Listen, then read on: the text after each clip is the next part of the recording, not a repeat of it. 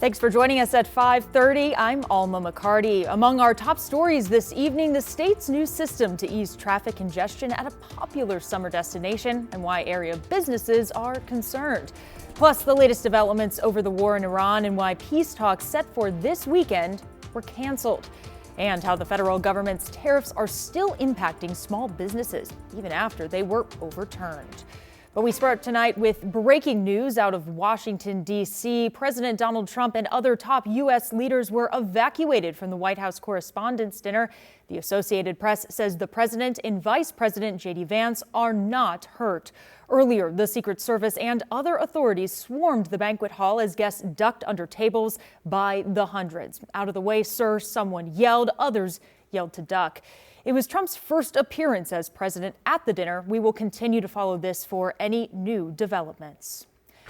Now back here in Portland, we do have a traffic update that I-5 is fully open again after a crash that held up northbound traffic for several hours. It happened when two semi-trucks collided near the I-405 southbound interchange just before 11 this morning. Two people in one of the semis were taken to the hospital with serious injuries. They are expected to survive. The northbound lanes reopened around 3:30 this afternoon. Police say no one was arrested or cited. All right, this is what I call living on the weekend. Sunny skies and temperatures that almost make you think it's an early part of summer. Here's a live look outside this evening where it really is still nice outside. Meteorologist Joe Ranieri has more on what the rest of the weekend is going to look like. Joe? Hey, good evening to you, Alma. Well, a lot of people are going to be L-I-V-I-N tomorrow, living. It's a Malcolm McConaughey line. If you know it, you know what I'm talking about. Alma knows. She's giggling over there. Maybe she's just laughing at me. I don't know. Regardless, Alma, tomorrow is going to be even better, a little bit warmer. We topped out with highs in the upper 60s. I'm forecasting temperatures right around 68 to 72 degrees tomorrow. So clear skies from beginning to end. Like I said, yes, a little bit warmer. Looking ahead into next week, a cooler start, but mainly dry. We're going to be seeing under 1/10 of an inch of rain much of next week. Now, we have this ridge of high pressure in place, and that's just going to be bringing in more sunshine for tomorrow. There's a little bit of disturbance throughout parts of southern Oregon, but that's going to be kind of staying put over there. We're not going to be impacted by much in terms of clouds tomorrow. Here's a live look over in Seaside, 60 degrees. Winds are pretty light coming in from the northwest, about 5 to 10 miles an hour. So going into tomorrow, there'll be some areas of light sprinkles near Newport, just hugging the central part of the Oregon coast. But as we get into the later part of the morning, we'll start to see those clouds lift a little bit. But up and down the I-5 corridor, you can see a lot of sunshine, but those clouds will increase by Tuesday, or I should say Monday. And there's a chance for some rain Monday into Tuesday, but very light amounts. I'll talk more about your detailed forecast in about 10 minutes. And I do have a handful of days with temperatures getting into the upper 60s once again. All right, love to hear it. Thank you, Joe.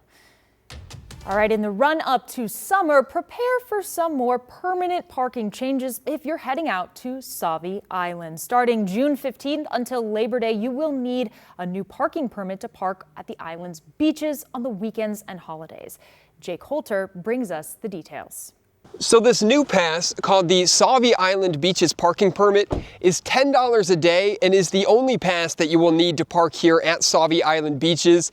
The Wildlife Area Parking Permit is no longer valid here. Summer weekends on Sauvie Island, notoriously packed. What that led to was people double parking, triple parking. We had really long traffic jams. So when there was an emergency vehicles could not make it to where they needed to be. They couldn't get on the shoulder because we had all those people double parking. So it was primarily a safety concern. So starting June 15th, the Oregon Department of Fish and Wildlife is instituting a new Sauvie Island Beach Parking Permit for Walton, Collins, and North Unit beaches on weekends and holidays. This permit program will ensure that parking can't go over capacity. What we saw was that if you planned ahead, people generally were able to get the pass in time and go out and enjoy the beaches. Some people are on board. To protect the wildlife, I think it is good. Good, yes. Yes, to not have, I guess, to limit the amount of people and traffic coming in. As Oregon is so beautiful and we want to protect it. Others, not so much. I understand why they would want to do it, but for me, for planning, I wouldn't be interested. I just want to show up and have a good time and come and go as I please. Businesses also concerned the permits could hurt their profits. We're certainly concerned about that, But we really see that this is a public safety problem that really just must be addressed. There will be a checkpoint on Reeder Road to see if you have a permit, which can be bought online. And Fish and Wildlife tell me more information about how and when tickets will go on sale will be announced sometime next month. Back to you. To the war in Iran and new setbacks on peace talks. President Donald Trump has canceled the American delegation's trip to Pakistan. The president says the U.S. should have received a better deal from Iran. We have all the cards. We're not going to spend 15 hours in airplanes all the time going back and forth to be giving a document that was not good enough. And so we'll deal by telephone, and they can call us anytime they want. The ongoing war has severely impacted maritime traffic through the Strait of Hormuz. Before the war, roughly a fifth of the world's oil supply traveled through this key waterway. Since the war began February 28th, U.S. gas prices have shot up more than 30%. That's according to AAA. Now back in our area, the family of a food cart owner says his cart will close permanently. It's because ICE agents detained him, they say, on Thursday. Students on the PSU campus knew the owner as Nong, who ran Khao Niao, a Lao food cart.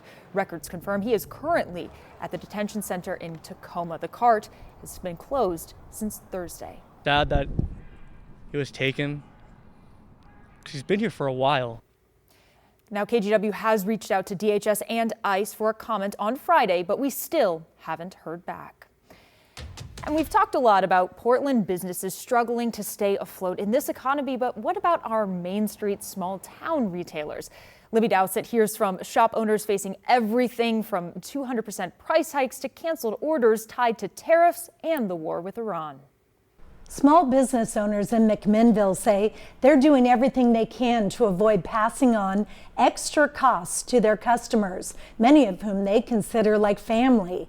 But they're questioning when and if they'll ever see relief from federal tariff rebates. The Velvet Monkey in McMinnville has seen imported tea prices boil over. Our products are getting more expensive, over 200% in some cases. Owner Richard Savage says he hasn't been able to hire people in McMinnville or expand the business due to tariff uncertainty. Most imported products are facing about a 10% baseline tariff, with some goods taxed at a higher rate. The prices have increased, and those increases have been really dramatic, and by the time they hit the consumer, they're really my families are spending more for less. Linda Hayes at Hopscotch says many small businesses stocked extra inventory to get ahead of the tariffs and burned up their credit. We don't have large lines of credit. We don't have Wall Street backing. We are absorbing those increases on our own. Leah Harris with Entwined says knitting needles are up more than 40%. So something that we used to be able to sell to our customers for $10 is now costing them $14, $15 each needle. These business owners sharing their struggles with Oregon Democratic Congresswoman Andrea Salinas. These are more than just small businesses. This is what is the fabric of our local community, and they all consider their customers part of that community and part of their families. Salinas says federal tariff rebates are most likely headed to distributors and manufacturers, essentially those in the middle. She says it remains to be seen if any of that relief will actually trickle down to small businesses. Libby Dowsett, KGW News.